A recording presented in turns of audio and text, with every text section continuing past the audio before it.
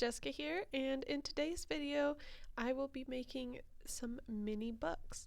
This video is for our Technique Tuesday video series, and each month we have a different item that we're focusing on, and this month it is pocket cards and journaling cards. So I am taking these Tim Holtz pocket cards, these are his Christmas ones, and I'll be folding them all in half to create a cute little mini book.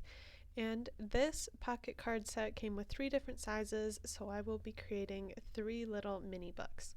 I'm starting with the little bit larger one. These pages are 3 inches by 6 inches, so I'm folding them half to make a 3-inch by 3-inch book.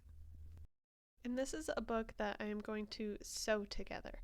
So I first made some signatures, so I stacked 4 of these folded pages together on top of each other, and then I put them all together, so I have 5 signatures of 4 folded in half pages. And I didn't think that this was thick enough, so I decided to cut up some craft paper that is the same size and add that in between each page. I stack them like this because it will make the sewing easier and it makes the pages stronger, and also you don't have to do as much sewing if you're sewing individual pages in. Now that I have the size of my pages down, I want to create the cover. This is going to be a hardcover book, so I grabbed some chipboard and measured slightly bigger than the page itself, and that is what will create the front and the back of the cover. And then I'll also measure the spine of the book by gathering all of the signatures and pages together and measuring about the same width as what those are. When I make books, I do a lot of eyeballing, so I don't have exact measurements for these, but if you have any questions about anything with the book, just leave it in the comments and I'll get back to you and answer your questions. Tim Holtz has these worn wallpaper papers, and they are perfect for the cover of the book. It is stronger than just regular paper, almost like it has a cotton or something else in there, and that really helps because either I like to use something like this, like a specialty paper or something thicker, or I'll use book cloth or make my own book cloth by gluing a piece of paper onto a piece of fabric. So using these wallpaper pieces just sped along the process, and it also matches with the inside pages. You can see how I glued these out down here, and I left a little bit of gap in between the spine of the book and the front and the back covers, and this is so when I fold it, it will have room to actually fold. Now I'm leaving about a 1/4 inch on each edge and also rounding these corners. It looks like I'm getting very close to the corner, but I actually am leaving a little bit of space to be able to cover over the chipboard. I really take my time with this scoring and folding part because this is what will make the book look nice and crisp. So I make sure that I first fold along the side of the chipboard piece, and then I'll round it over, and you can also see how I'm using this bone folder to poke in between along the spine where there's those gaps as well. So I'm first making sure everything is nice and flat before even starting to glue. And then when I do start to glue, I will do one side and then its opposite side. So I don't just go like in a circle, so I'm doing this small end first, so then I'll switch to the other small end. And I think this is important for making a more symmetrical looking book, even though it doesn't have a big impact if you don't. I just like to do it this way.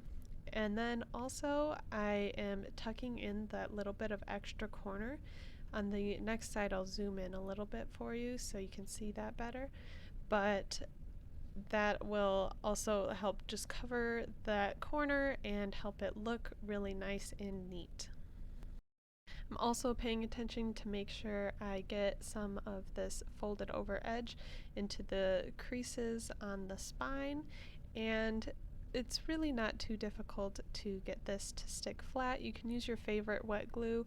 I'm using the Nouveau Deluxe Adhesive, or bookbinding glue is great, or like a PVA.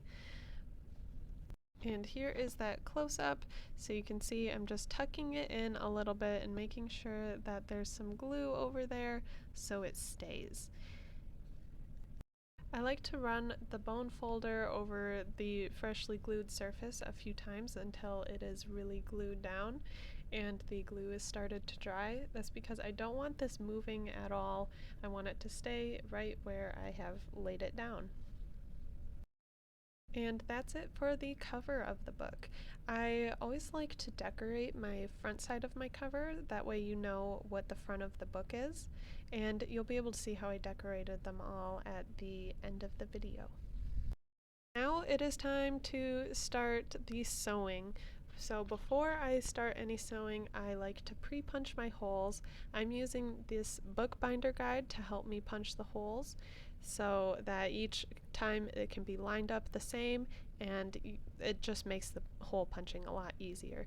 You want to punch a even amount of holes, so for this size book I'm doing 4 holes.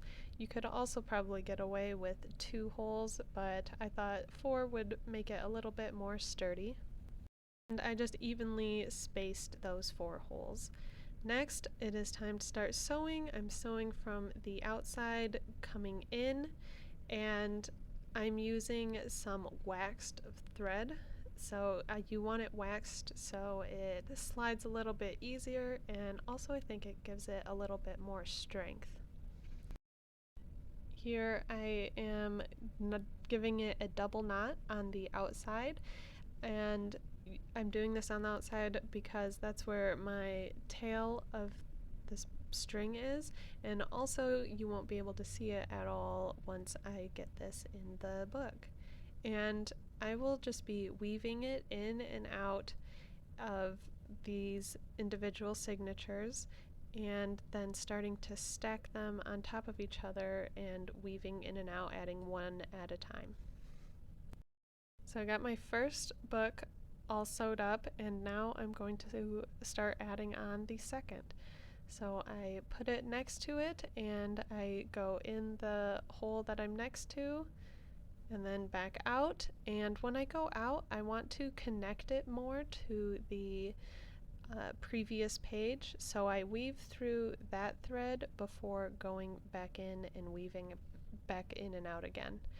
And again, I'll show a closer up of how I do this, picking up a stitch from the previous page in just a second here. On YouTube, you can speed up or slow down a video. So if this is going too fast, just slow it down, and hopefully that will make the speed better so you can see what's happening. Now I'm adding on my next signature. Signature is a group of pages, and again starting the weaving in and out. I'm on the inside of the book now, and when I go out I'm going to want to pick up the thread from the previous book. There's a closer shot so you can see how I am doing that before weaving back into the inside of this page. Once you get to the second signature sewn in, it's just repeating the same thing the whole length of your book. You could make this book super thick and it'd just be repeating the same steps over and over. And now that I'm at the end here, I wanted to pick up the stitch from the previous signature before moving on to my next. For this video, I'm making a mini book, but it is the same steps if you wanted to make like a regular size journal. I'd just add a couple more stitches. So for this mini book, I'm doing 4 stitches. So if you're making like a 6x8 book, you might want to do 6 stitches to weave in and out of. I really like the look of a book that is small in size, but it is still has quite a few pages to make it like small and chunky. I think it makes it look really cool, like a regular book just shrunk way down. So that's the look I was going for with these pages, and that's why I also added the craft in there just to make the book a bit chunkier. But you could also make it smaller than this. You can really do a lot and personalize it, make it whatever size you want and whatever works for you. These mini books are really cute as decor. These are Christmas themed books, so I'll set these out for Christmas time. Or they're great for throwing into your purse and having something to jot notes on the go. Or also creating like mini journal pages would be super cute on this as well. So that was my fifth and final signature. So I'm done sewing my pages, and to finish off I am giving this a double knot on the end, and then I will glue the strings down the side of the page, and I have never had a problem with this coming undone or anything because it gets secured in there really well. To do this, I found it's just easy to draw a line of glue and then use my thumbs to push it down. I wipe off a little bit of glue as I do it, but the strings stay perfectly well. This step is optional, but it does make the book, in my opinion, look better, and well as it gives it a bit more structure. So I cut a piece that's a little bit thicker than the spine. I'm going for this book, it's around 2 inches or so, and then I'm cutting to the spine and creating a headband for the book. And the part that I'm gluing to the pages will also help support the pages. So the headband is the more decorative part of a book. Traditionally, it was sewn into the book to help give it some more support and the pages support.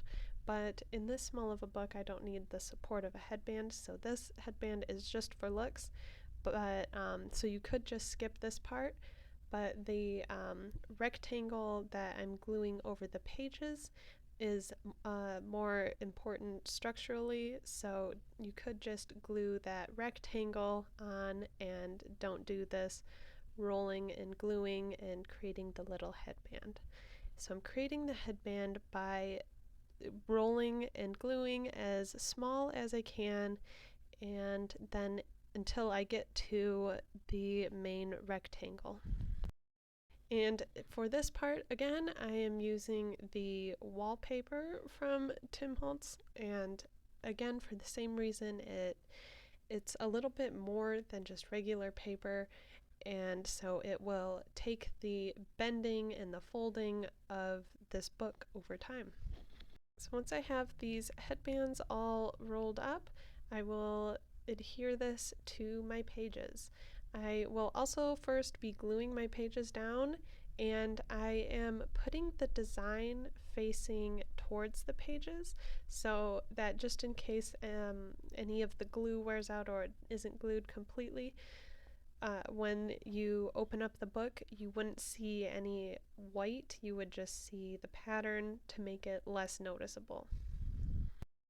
So I'm adding glue first on this support piece, and then I'm also gluing these pages together, and I'm trying to really get into the seams. I don't want it to go too far into the seams and like gluing the pages together, but just on the ends here. So I will be using a paintbrush to help get in between the seams, and you want to make sure to use enough glue here. You don't want things getting messy or gloppy, but you want to make sure that things are adhered really well. Once this is all set, I will stick it onto my support piece and wrap it around the edges, and that'll be it for this part of the book. I like to, after it's all lined up and exactly the shape that I want it, I like to put this under a heavier book until it is dry. And that just gives the pages, like it smushes them together, and to let the paint or the glue dry, is just helpful for the overall shape of the book. After it is finished drying, I'll take it out, and now it's time to glue it to the cover. I'm adding glue on all of these outside edges, and then I will place it in the book or on the covers. And how I do that is I'll place the spine on first, and then I just close up the book to get it lined up on the side pages. And again, I make sure that glue is nice and adhered. I rub it a bit, and then I'll even set it under a heavy book again. But that is the end of this book. I also created 2 more books using these pocket cards from Tim Holtz in the other sizes that came with this package. So I will be showing on camera how to do the smallest one. It is very similar in steps, only I will just be sewing 2 holes instead of 4. This tiny book is using 3 by 2 inch cards, so once I get them all folded in half, the book will be 2 inches by 1.5 inches, which is one of the smallest books that I've made, but it is super cute, and it really doesn't get harder the smaller it gets until, I guess if you make it a lot smaller than this, it'd get more complicated. But this size really wasn't any harder than making the 3 by 3 inch book. So I'll just let you watch till the end to see the process on this small book. Like I said, let me know if you have any questions in the comments below.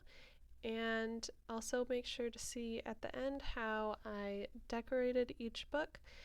Also let us know if there is anything on these Technique Tuesday videos that you would like to see, if there's a technique or a product that you don't quite know how to use or want some more ideas for. Let us know, because we always like to try new things or help you guys out with your projects.